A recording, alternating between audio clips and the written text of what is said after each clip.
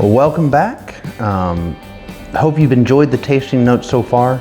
I'd love to get some feedback from you, things you'd like to know as we explore different whiskeys, things you'd like to know about specific whiskeys as I'm talking about them. But today's tasting notes are for Jim Beam's Bottled in Bond bourbon.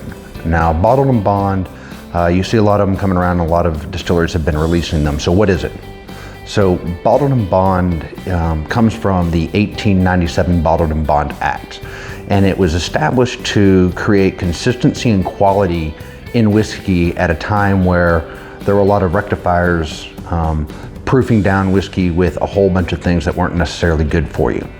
So to be Bottled in Bond, it has to be distilled from one distiller in one season.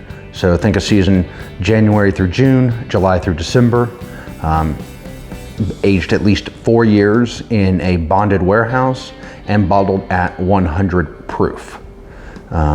It's still, while there it was meant, in the time it was meant to establish quality, it still means quality and consistency. So the Jim Beam Bottled in Bond has a mash bill of 77% corn, 13% rye, and 10% malted barley. And I share the mash bills with you so that you can start to understand, what is in the whiskey and how it's made, so you can start identifying what whiskeys you like more. If you like a lot of spice in your bourbon, then you're probably going to like a bourbon with more rye in it. If you don't like a lot of spice, then going with a bourbon that has a little bit less rye contents in it. So because this only has 13%, there's not going to be a lot of spice to it. On the nose, there's corn, sweetness from the corn. You get some char and oak from the barrel, a little bit of vanilla, a little bit of caramel.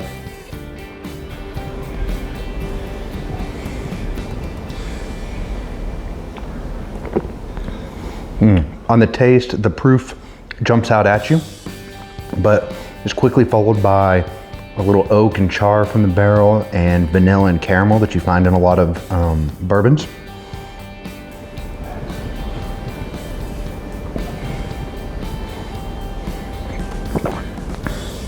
The finish is short with some caramel and oak in it. Overall, really well rounded bourbon. It very much leans toward your vanilla, caramel, and kind of grain and barrel flavors. You can pick it up in Texas for about $19 a bottle, so it makes a great house bourbon and something that most people can enjoy, whether it's neat or with Coke or soda. A really fun experiment is to pair the side-by-side comparison of the Jim Beam White Label with the Bottled in Bond. Well, the Bottled in Bond is at least 4 years old. Jim Beam's been doing this long enough that their white label is usually 4 to 6 years old. So they're the same whiskey, one's at 80 proof and one's at 100 proof. I personally prefer the 100 proof. I think it brings out more of the flavors of the whiskey, but you should experiment and figure out which one you like the best. So until next time, cheers.